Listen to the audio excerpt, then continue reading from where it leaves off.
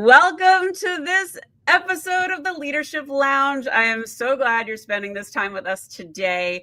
What do you get when you combine a leader who spent 20 years inside high-pressure organizations, a strategist who can see the whole system when everyone else is looking at the fire, a steady thought partner trusted by executives who cannot afford to get it wrong, and a builder of sustainable performance in a world that never stops? You get my friend, Melissa Carson. She is a leadership endurance strategist who works with senior leaders when the stakes are high and burnout is lurking. She helps them shift from reaction mode to intentional leadership, from overwhelmed to grounded, so they can lead with clarity and staying power. She's the creator of the Leadership Endurance Framework and the voice from above the canopy, where she teaches how to sustain high performance without sacrificing yourself in the process. Today, we're talking about what it really takes to lead, and there is no finish line. My friend Melissa, welcome to the show. Thank you. I love that introduction. It was lovely. Oh, good. Well, I will share it with you, my friend. So, I start every podcast episode and every leadership lounge the same. I need you to share your story so people know who they're listening to. That's a great question. So I've been on this journey and a very different one. I never thought this would be the path that I would end up on. And so it's been an exciting journey that I came out thinking I was going to work in government and consulting and ended up in HR.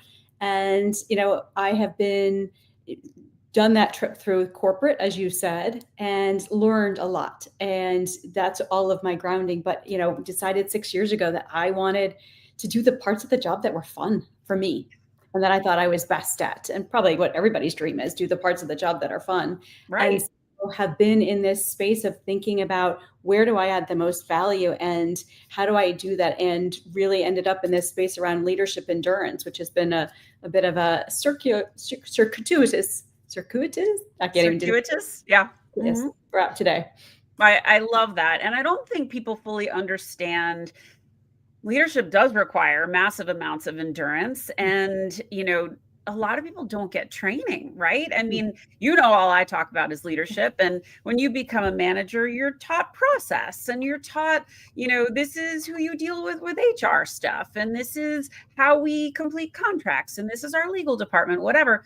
And I don't think many leaders that I've come across ever really help you understand that this is a long game and it's hard. You're dealing with people's livelihoods and emotions. And what's the first sign that you see that a leader's burning out that most people completely miss? I think the first sign that I often see, I'm not sure if people miss it, but it's all of a sudden when people are struggling they're usually decisive and they're no longer decisive, or you see a more consistent pattern around stress behaviors, impatience, getting a little agitated, like that creeping up more often. I think they do become obvious very quickly, but I think those are some of the signs that I see. And I saw it myself, frankly. Yeah, well, I think, you and I have similar stories in that we did this long tenure in corporate, and then whatever way we got out of that brought us to this space where we're discovering a lot of stuff and definitely staying true to our hearts with our work. So can you share, why do so many high performers confuse endurance with tolerance? I see this so often that people are like, I've been a leader for all these years, but are you a good leader? Are you doing the right things? Or are you just kind of plodding through and getting the job done? Yeah, I think it's a good question, because I think there's so many people who end up in leadership roles, first of all, that really didn't want it. Yeah. But in their organization or in their belief system, it's the only way to grow. And so I think that's a fundamental challenge. And I actually wrote about it today in today's post, which is timely, because a lot of people don't really want to do it and they don't have the right mindset, because it does require you to shift from how do I make myself successful to how do I make my team successful, and thus then I am successful as a outcome. And so I think it's that. And I think the other piece is around endurance. Many people who end up in leadership roles, particularly in some of these large companies, are very achievement oriented. Mm. And you are measured on your ability to deliver, which makes total sense.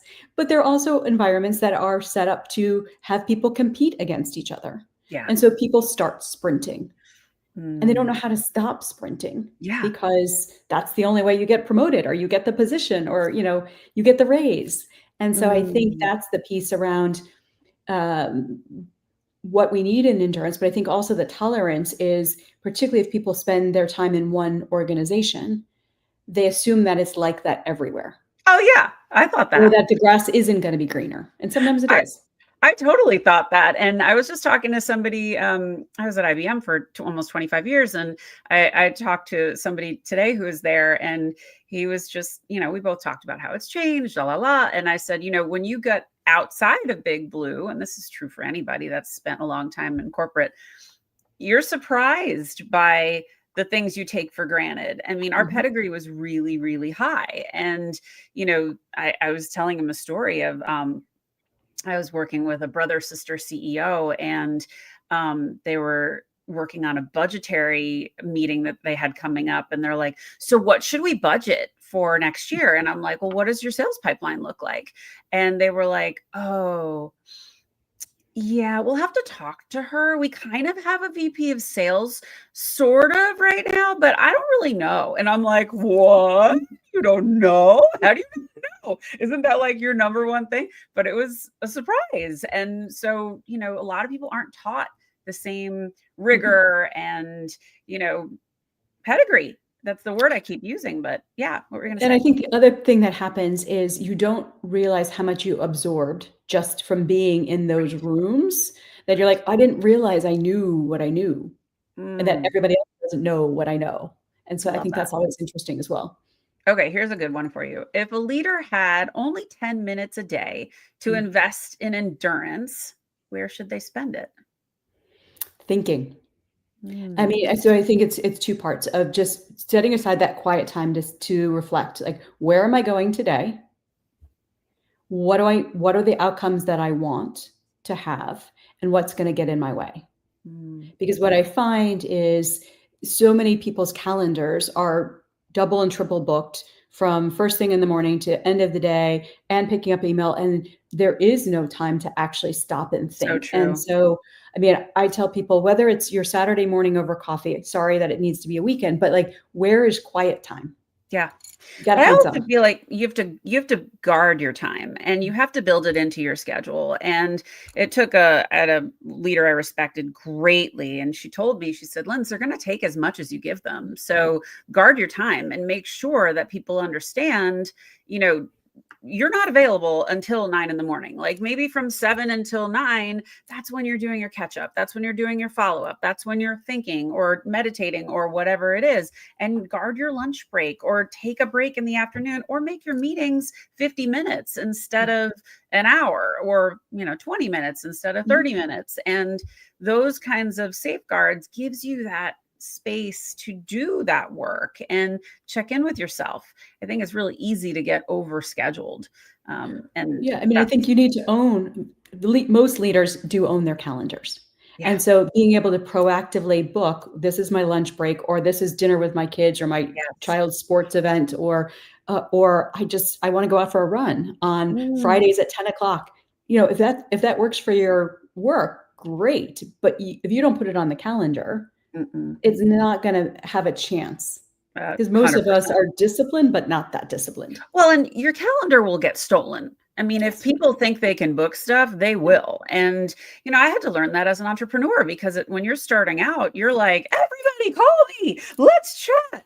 And then all of a sudden you realize you have like no time to do any work. And so I had to really limit when coffee chats take place, when podcast recordings take place, and, when I'm doing this show. And you kind of become the chief of your calendar, and you become maniacally protective over that time.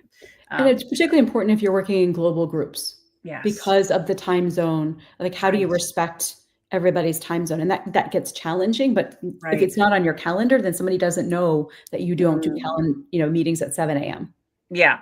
Yeah, I've seen that. And, when you're dealing with Australia or Asia, that's like really challenging to find those times that work. And whenever I get asked to be on Australian podcasts, I'm always like, how big is this show? Like, really? Do we want to do this at 9:00 at night? Because I don't. Okay, so what is your leadership superpower? I think I'm really good at taking disparate things and sort of pulling together. So I once talked about it as sort of like I can pull the threads together into sort of that quilt type thing. Mhm. I can hear things and be like, oh, wait a second. This podcast I listened to, this experience, this thing, wait a second. I think these things fit together. Have we thought about that? So I think that's what I am really good at doing. Yeah, you're pretty intuitive. Okay, so every superhero has a superpower, but they also have kryptonite. So what's your kryptonite? What's the thing you're not great at? I am not always great at managing my passion level down at the right level of emotional I get that. intelligence, emotional regulation, particularly if it's my hot buttons, or Mm, I get impatient too quickly, unfortunately. yeah, It works well in many times because I have that sense of urgency, but sometimes it's a little much. I got it. What is a story about failure that turned Mm. out to be one of your greatest strengths? I think, I don't know if it's the greatest strength at this point, but it was the biggest wake up lesson that I'm Mm, able to share with people. I don't know, a couple decades ago, I was leading a team, and one of the individuals I was having a challenging time with, and thought sort of setting the bar pretty high, but managing it well. And I got my boss showed up in town. We were not co-located, and gave me a piece of feedback that the person had complained about me. It was reflecting on me as a leader, and I was devastated. yeah, It felt like not like a sucker punch, but like, oh my gosh, I lost all confidence in sure. myself. And it took a while. It was one of those things like you've had things that didn't go right, and you're like, okay, I can Mhm. bounce back. Like that one took a really It long hurt. time for me to bounce back and figure out I didn't trust myself anymore to Yeah. speak up and be who I was, which is usually having a point of view and expressing it and being bold in some things. And that took me a while to Mm, come back to it and feel good about it. And so I think it taught me, like, I guess that moment of having that negative feedback, and then mhm. how do I internalize it? How do I work through it? And recognizing that other people, when you give them that tough feedback, because it was handled well. I've Mm. had the not handled well before, but this one was handled well, but it was still recognizing that people take time to bounce back. So what do you recommend for people? We'll do it twofold. For people that are giving feedback, what's the best way for them to do that? And then we'll hit the other side of the coin. I think it first off is always, understand or do your best to understand how's the person going to react, Yeah. so that you go into it planning for that and that you Mhm. give the space. And I think in my situation, understanding that I was so thrown off by it, that following up afterwards and trying to rebuild that confidence, like, you're not a failure, you're not being fired, but you screwed up, and helping to rebuild the confidence a Mm. bit. But I think it's really important, how is the person going to take it?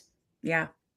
Okay. And then let's hit the other side. So you've been given that gut punch feedback, that stuff that makes you go, oh my God, and you can't sleep because you're really stressed about it. So how do you bounce back from that? Because those moments have broken a lot of people. And I I just love to hear your take on this because I know how I think. Yeah, I think some of it is understanding, where you have bounced back before. That Mm, might not look like this, but understand, okay, this is one example of where this didn't work. Yes, it's a big one. Um, but leading into, okay, what do I know that I am good at? What can I still trust? But also going back to those people that you know and trust, that will mhm. give you the honest feedback to say, yeah, you screwed up. Full stop. But, Yeah. like, that doesn't mean that 99% of the other things you do weren't amazing, Yeah. and rely on those people to help build you up. But also recognize it's going to take time. Yeah, we're both in the Outlier Project, and we surround ourselves with people who are honest and who support us. And these people will tell me, yeah, dude, that wasn't great, but here's what I'd recommend for how you move forward. And I still believe in you, and you're still human, and it's okay.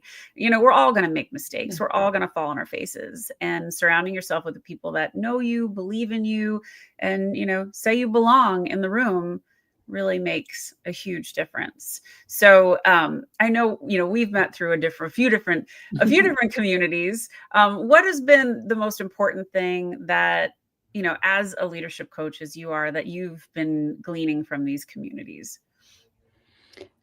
I think it's so important to not go alone. Mm, Because I think back to that point, because and I always say many times women feel like I need to figure it out on my own. yeah. To prove myself, or I should be Mm, able to. And I think being in communities where you see that it's okay to be vulnerable and ask for help, and get those people who are just very generous and in their support of, whether it's just lifting you up, as you said, whether it is, hey, here's my experience of what I've done, or here's a connection. And so I think not going it alone, because particularly in the entrepreneurial space, I think it's easy that you could end up alone. yeah. And even I think about people in corporate roles still, of making sure you aren't so siloed in your own organization that you don't have communities outside that you can rely on. And so just don't go it alone.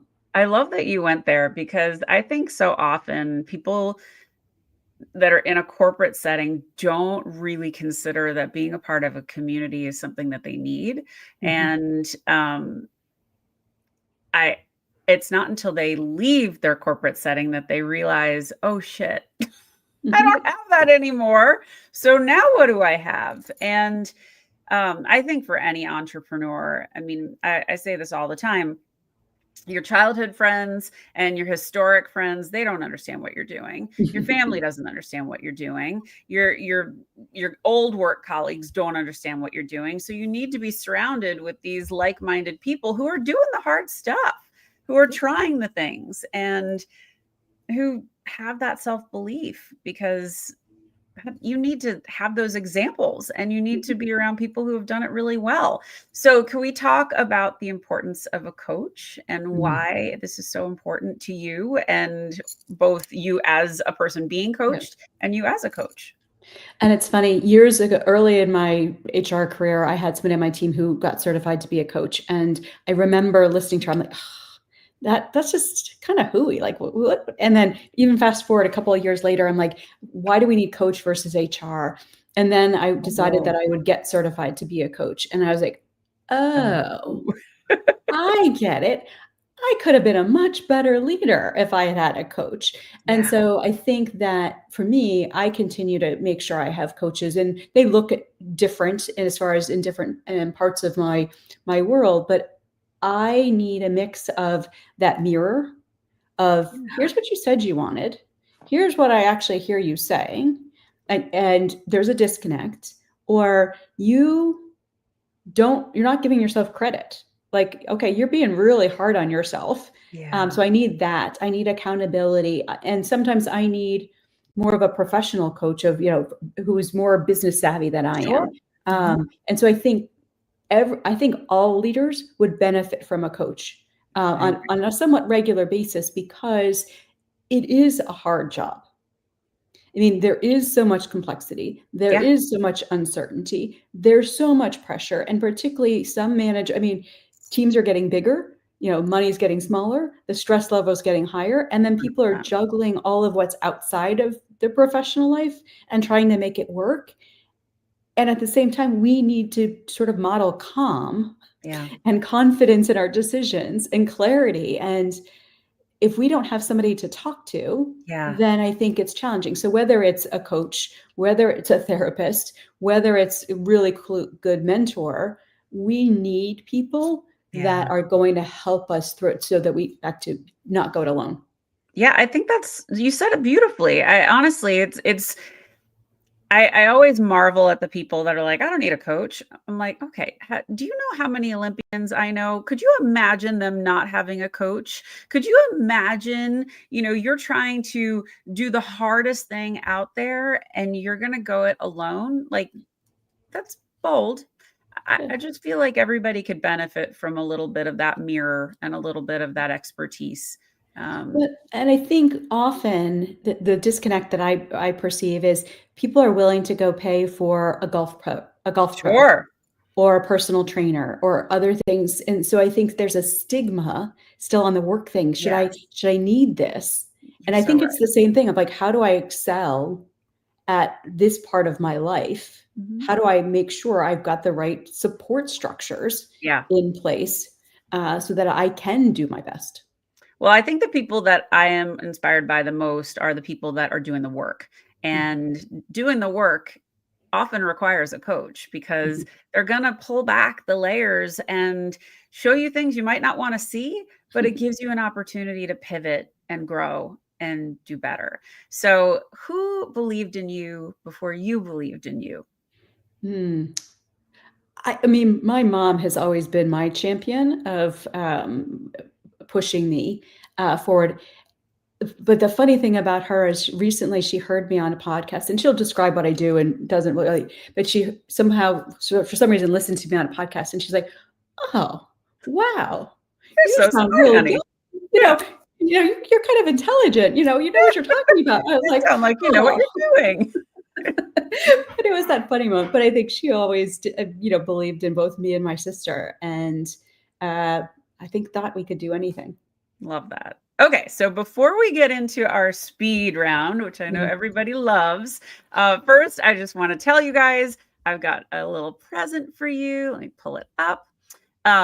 I gave you that discount on the last Leadership Lounge and on every podcast for 41% off at cozyearth.com. Cozy Earth has all kinds of really delightful things to shop for, including like bamboo sheets and sweaters and all kinds of really delicious stuff. It's been on Oprah's Favorite Things 9 times. And now I've got another discount for you. So if you click on that page, if you go to that link and use the code Lead with Heart, you can go see what those deals are. If you don't know the link, just text me, send me a DM. Be happy to help you out, but happy shopping and have a great time. And if you like the show, tell your friends about it because we've got a jam-packed schedule. Nick and Guy Galindo is on next week and John Sheldon is on after that. And we've got guests booked out until the end of March. So this is very, very fun and my favorite thing to do. Okay, let's get back to the show and we'll jump into the speed round. Okay, here we go. This is our lead it or leave it speed round. So if you like it, you're going to say lead it. And if you hate it, you're going to say leave it. And you can feel free to elaborate. These are not meant to be like quick. Okay, here's the first one. Being reachable 24/7. Leave it. Why? Because you need space to think and be and have fun and sleep. Okay, we kind of talked about this one. Coaching as a non-negotiable, not a perk. Lead it. Yeah. For that, I mean, do you need it every day of your life? No, but in key points, absolutely. And if you're in a senior leadership, yes. Yeah, I love that. Okay, here's one. No meeting Fridays. Ooh, lead it. Yeah, I love that one. I think as much as you can, I think that's a good one. Yeah, this is another calendar tip. So if you are, plugging through your calendar and you start seeing that you're getting calls late on Fridays, my calendar is not available to anyone after I think 3:00 on Fridays. Mine's 12. Yeah, see, even better. Might be 2, but even still, I really try and protect that time. I think it's important. Okay. I know what your answer is going to be on this one because I feel the same way, but we're going to do it anyway. Promoting your top performer into leadership roles. That's a hard one. Well, you can elaborate. So I'd say absolutely lead it if your top performer has a desire to lead and they've demonstrated that leadership capability. If they are an expert and that's what their jam is, leave it. Like, don't put them in something that's not a good fit for what they want to do and where they're going to do the best for you. Yeah, I agree on that one. And if they are a top performer that doesn't care about people, please do not promote them. Please do not. Yeah, the amount of times I had leaders say, Lyndsay, I think you should promote so-and-so on your team. And I'd be like, absolutely not. This person hates people. No, we're not letting them manage people. That's a terrible idea. And then you watch them get promoted and they sit there and they're like, why doesn't everyone do things the way I do it? Yeah, it's a recipe for disaster. Okay. I don't know how you're going to go on this one. One-on-ones every week. It depends. So in general, I think it's a good practice. I think the more senior of a person that you have, it's likely overkill for that. But if you have a new hire, somebody who's struggling, a more junior person on your team, I think it's really valuable. And I think you can keep it super simple. Like, what are you working on this week? What's in your way? How do I help? I think those were Marcus Buckingham's questions that I think if you're going to do a one-on, it's not the long list, but it's like these 3 questions. How do we make this happen? I love that. And I also think that the really key point to it is you have got to set the groundwork when you first start. So if you have it's a new relationship, it's either a new hire or you're new to the team, you've got to have that kind of thorough first one-on-one to kind of be like, how can I be the best leader for you and understand what they need?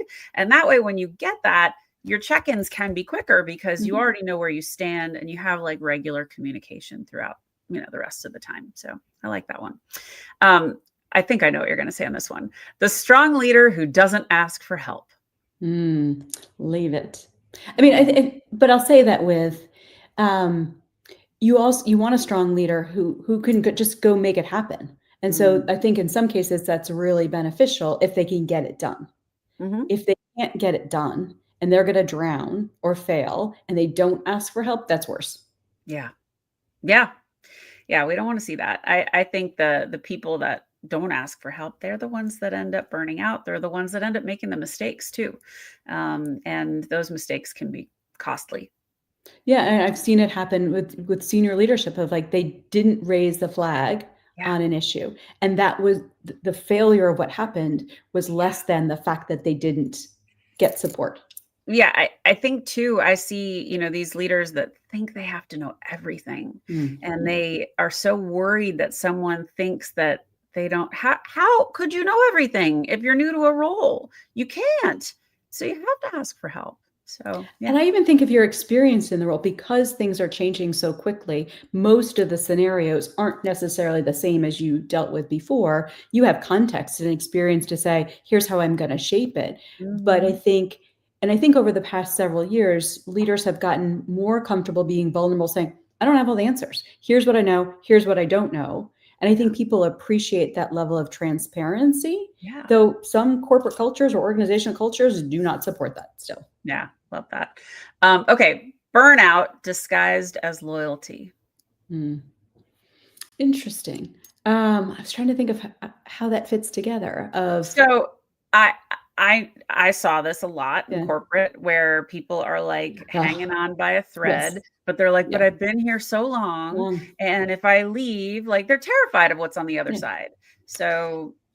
Well, and I think the other part of it that I was thinking about as you said it is that I am so loyal that I'm willing to do anything and risk my own health and my well-being because I care so much. I don't want to let anybody down. So that guilt factor, in addition to, you know what, I'm miserable. I mean, I see a lot of people who I'm miserable, but I'm scared to take that leap. Like the status quo is safer. And you're like, oh, that's not good. I mean, I get it, but it's not a good way to live.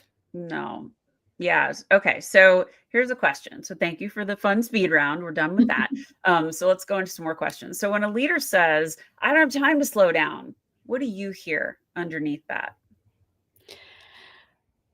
A couple of things. One, they aren't ready or able to delegate because they don't trust that anybody can do the work. So they either haven't trained them or they have the wrong team. Yeah. And delegation is one of my favorite power skills. And, we don't call them soft skills around here. We call them power skills. Power. So to me, delegation is a vote of confidence. It is, Melissa, I've got this project. I need some help on it. I think you're really capable. I want you to step up so I can shine the spotlight on you. You want to take this on? And oh, by the way, if something goes wrong, that's on me. This was my project. This is not you, and I'm going to throw you under the bus. So I really love delegation. I think it's such a cool opportunity.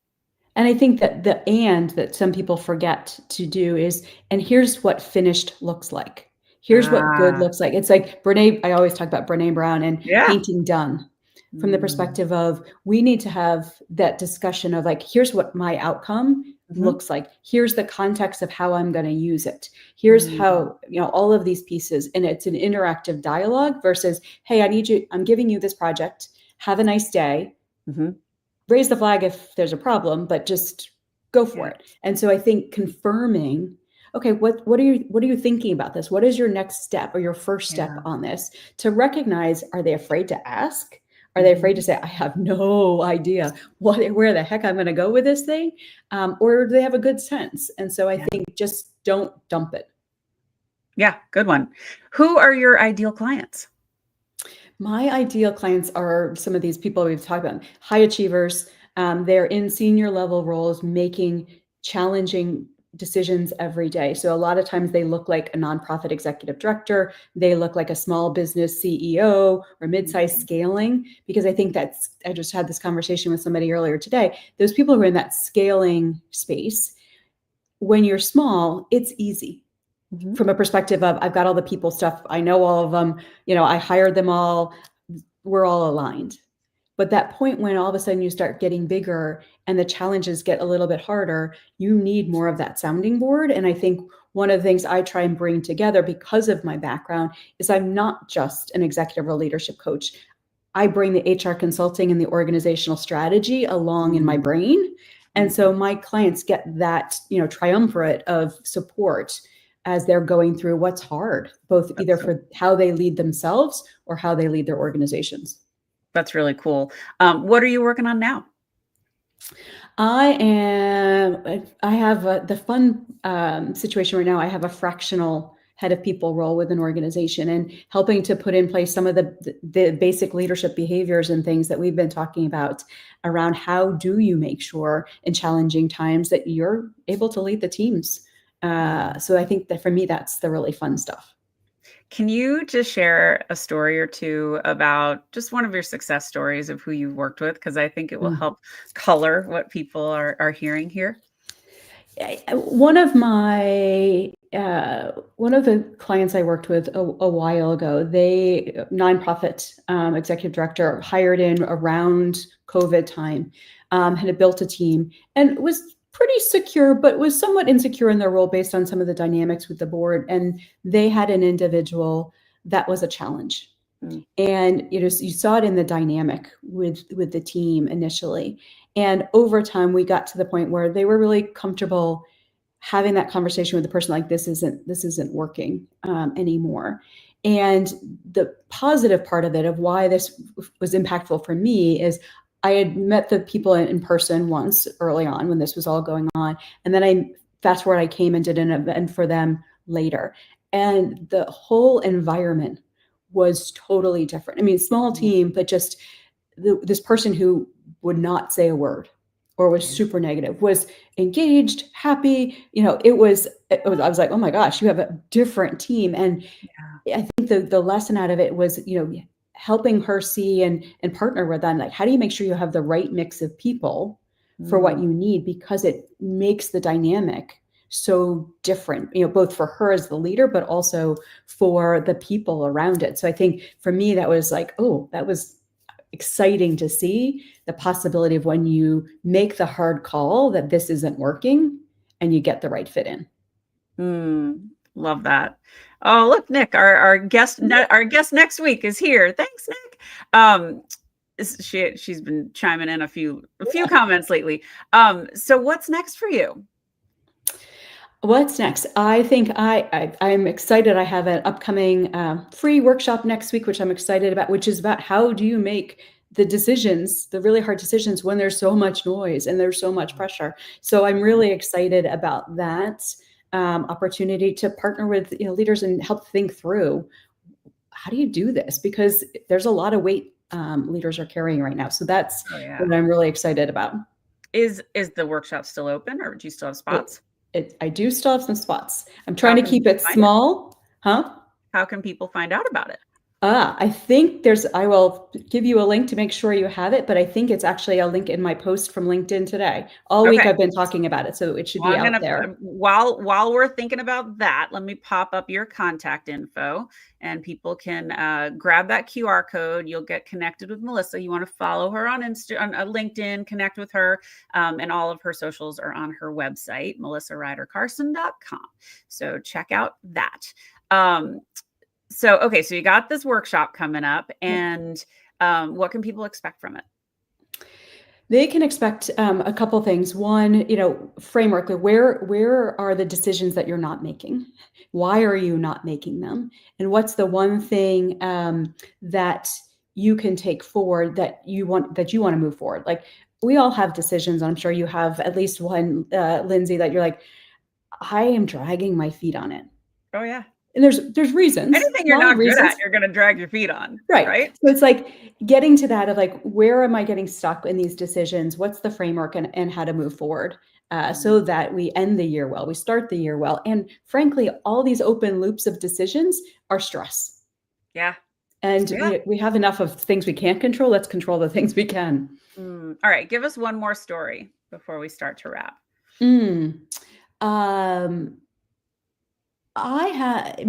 One of the most fun stories, I have a colleague that I had worked with years ago and got to partner with them thinking about where they wanted to go from a career perspective, and got to watch the evolution of them, work through how do they succeed within the organization they were part of? How did they start finding their voice to be bolder in what they believed in, where they wanted to go, and then decide, what, I'm ready for the next thing, and be able to go do, and then rock that out of the world. And so for me, being part of that journey for them to continue to grow and find their voice, and I don't know, it's fun because you never know where you want to go. And to your point earlier, sometimes it's easier to stay than to make the scary choice to go somewhere else and see if it works. It's always easier to stay. Don't disrupt the status quo. Yeah. We see it all the time. People are miserable. Their health is suffering. They're struggling. They're flailing under the weight of it all. And when you take that brave step away from everything, all kinds of good stuff can happen. But don't go it alone. You've got for sure people here that want to help, and people here that are talented and have been there and have learned these things. So we already said where people can find you. Grab the QR code there. What are just some lessons that you've learned from being a leadership endurance coach that makes you a little different than just a regular business coach? For me, I think it is starting with that mindset around, I can't sprint the whole time. Yeah. And not to say that other coaches wouldn't say that type of thing, but I think for me, it is about, when I work with higher achievers, it is hard to slow down because there's like, what am I missing? What I should be doing? What's the next thing? And so for me, I think part of what I bring is that mentality of having done some endurance events of marathons or triathlons, like being able to think about like, okay, if I were doing that, I can't do something dissimilar from a work perspective. And so I think it's that piece around, you have to lead you. Like I'm really good at helping them lead their organization, but I'm going to start with how are you leading yourself? Yeah. I think that's a big one. And Nick, I think, is signed up for your workshop. So that's great. Thank you for putting that in there for me. Yep, there we go. So guys, definitely connect with Melissa on LinkedIn and go to her website. Her socials are also there. But she is just a font of interesting information. She's got the chops. She's done the hard things. I'm so happy that she came on the show today. So if you had one thing you were going to advise a leader who is maybe thinking they're burnt out, what's the advice you want to give them? Trust that instinct first, and then find somebody to talk to help think through what are the possibilities for them. I think that's the most important thing, because if you're on that cusp, there's still time before you actually hit that point of burnout, which has a huge impact and consequence to it. So if you're thinking you're almost there, acknowledge that, and then find somebody to talk to. Yeah, I think that's wise. And I'll double down on what you just said and add to it. It is never too soon to start to build your personal brand, and you're going to have to dust off your LinkedIn. You're going to have to start networking. And if you think your network is only your company, newsflash, it's not. We talked about that a little earlier. You need to start to help people understand who you are and what you stand for. And once you can start to do that, people will understand where they should put you and how they should recommend you. So collect your ducks, get yourself all in order, and really start to, whoa, what were you going to say? Oh, I was just going to say, the one thing I also see is, particularly people coming from more corporate environments, be willing to invest in yourself financially. Yes. Whether that's joining a network, whether it's getting training. Sometimes people rely, well, if my company is not paying for it, then I'm not going to do it. And I think that's just a big miss, particularly in today's environment, that if you're not willing to spend money to get yourself better, like, you're kind of missing the boat today. So I would say you've got to be doing that networking. I was that guy. I was the one that was, I was lucky. IBM paid for incredible education for me. So I got to learn from Harvard and Duke and like amazing experiences. But the second someone's like, oh, Lyndsay, you should hire a blah, blah, blah coach. I'm like, well, why? I can make IBM pay for it. But it wasn't until I went out on my own that I realized I don't know everything. And when I start learning from people that know a lot, I'm so much better. So guys, if you're suffering burnout, or if you need some more endurance, this is the girl you want to talk to. So I don't know who's commenting here, but look at that endorsement. I love that. Thank you to whoever you are. That was lovely. Thank you. And Nick also agrees. Don't wait till it's too late. Listen to that voice whispering to you. Too many ignore it sometimes. Agreed. Don't wait. And I'll say one more thing, the plug for your lovely QR codes earlier. I have my purchase that I made after the last one that I'm dying to try on, because I bought some comfy sweats and stuff. So I am really excited. So thank you for that sponsorship. That has been such a delight. Everybody, I never know when people are going shopping until I see it pop up on the other end. But their stuff is gorgeous. So I can't wait to hear how you like your items.